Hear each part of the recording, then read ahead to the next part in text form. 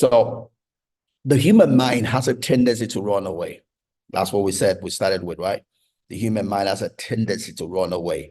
The goal of mindfulness is to keep bringing it back home to the present moment, right? Scripturally, the Bible says that you should be sober. The word sober is the word be temperate, be under control. Again, you see that word coming when it talks about God has not given us a spirit of fear, but he has given us a spirit of love, of power, and of a sound mind. The word sound mind is also the word sober mind. Sober mind, sound mind, temperate mind. The Bible says, be sober, be temperate, be sound, for you have an adversary who is going about looking to get to kill you.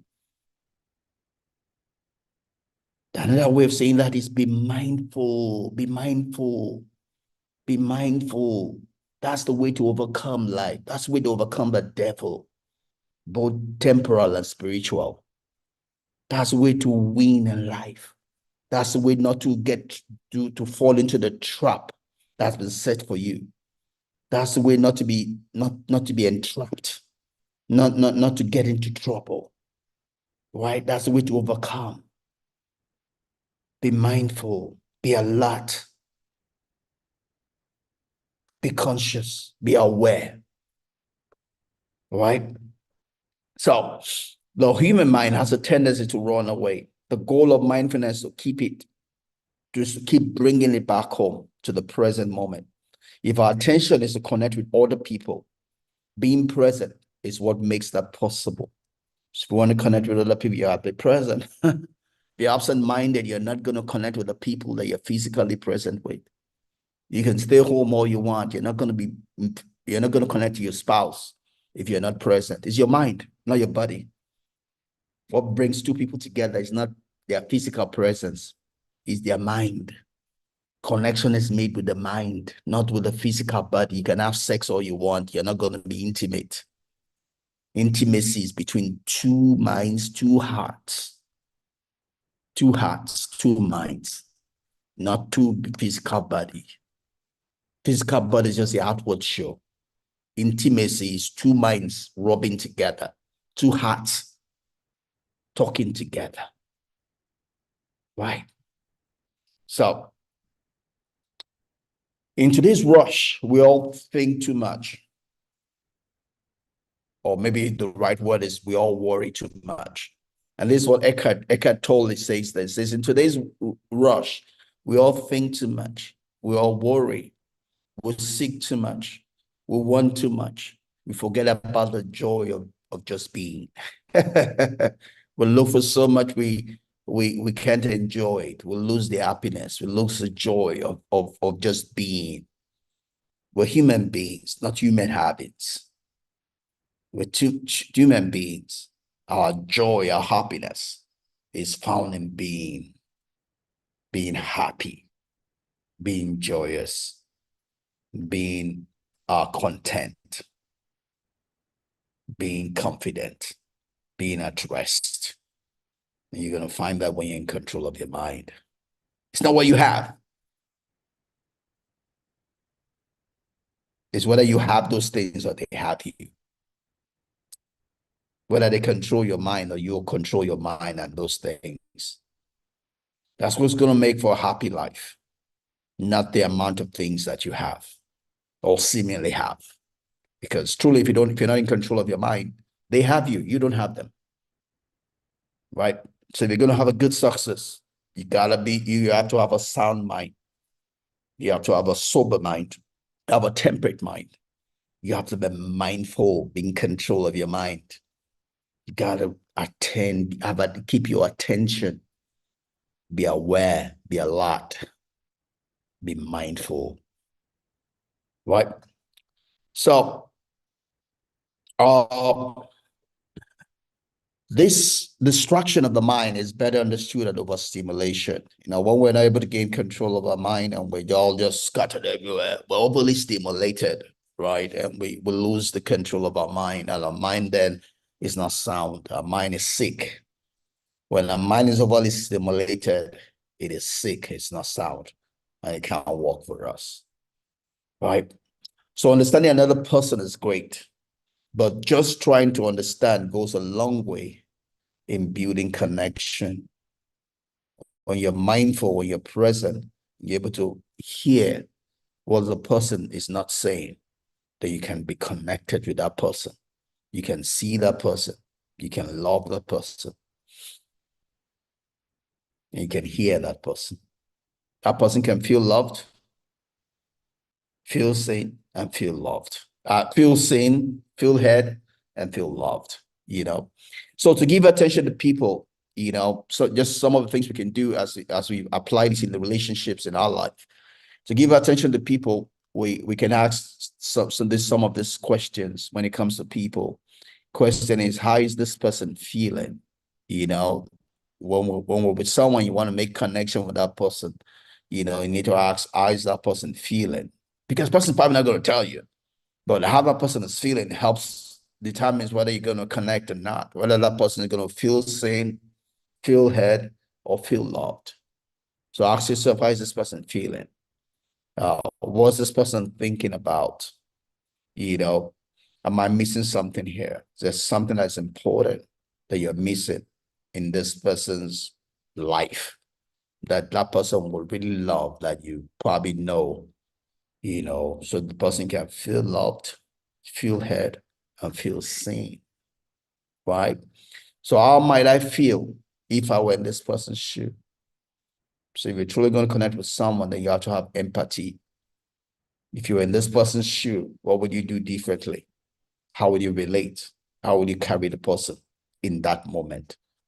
More often than not, we're too overly concerned about ourselves. We're, we're concerned about the things we did not do or the things what we must do or something. And when absent in the moment, if we're going to build relationships, then we have to be present in the moment and care about the people in our lives, right? Whether it be our children, our spouse, our parents, our bosses, our colleagues.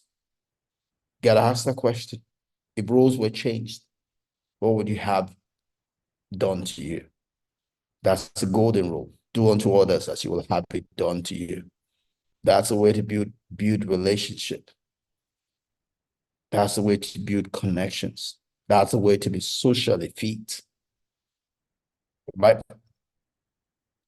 So some of the natural outgrowths of focused attention, some of the things we get when we begin to be mindful is that we get reciprocal love and consideration, because when we show love to people, that's something we're sowing in their lives and they can return that to us also. When I'm concerned about people, I'm sowing a seed and I can expect the harvest back in my life also. When I'm listening to things, then I can expect them to listen to me also. And I say things, not people, because everything is speaking to you. Your environment is speaking to you. If you can listen and respond correctly, then that thing can work for you as well, right? You feel a sense of belonging, you know, and you have positive feeling about human relations in general, because people love you. People aggregate towards you if they see that you're a person that loves and cares for them and you're making a difference in their life and you're feeding something inside of them. People go to people that feed something inside of them. People aggregate to people that feed something on the inside of them. So if your life feeds something on the inside of people, they will aggregate towards you and you'll get the benefit of that, right? And as we try to close here, uh, so we can give a little more attention every day, you know, and that will make a difference in our life. We need to ask a question: what action could you take to give attention, appreciation to someone who deserves it?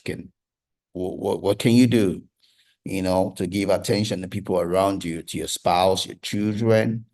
Consider distraction-free times, you know, what times you can be free from distractions and activities, just to focus on relationships that are important to you, or things that are important to you also. It doesn't have to all just be relationship. There are things, tasks in your life that you probably need to focus on and get the better of. Probably need time, to think about 2023, closing 2024. We talk about quiet time as Christians, and this is the time we do, and we say that time is a time when we don't have, we're mindful, we're not distracted. We try to get a time when we're not distracted, to focus on God, to focus to hear from God, to spend time with God.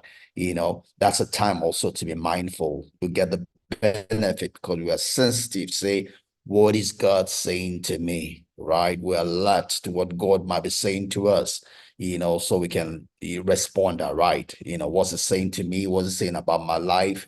What direction is it pointing me to, right? Even as we close the year here, a lot of people are going to be asking God, 2024, God, what's the direction? What are you saying?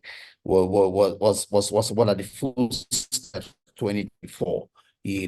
And that comes from a place of not being distracted, of being alert, of giving attention, and that's what we would say when we look at Isaiah 40, and we'll talk about those they that wait on the Lord, is they that are mindful of the Lord, they that spend that time to be quiet, to be alert, to attend, to be conscious, to separate out that time with God, to listen to Him, then they can hear the direction that is given to them, So those are things we can do, and when it comes to relationship, we can be radically curious, we can ask questions from people, show that we care, and not just be overly about ourselves, we can ask those open-ended questions just to let people know that we're conscious, we're listening to them, that would help with relationships, with human beings, right?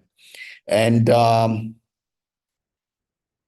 lastly, as we try to close here, it also helps, when we notice someone,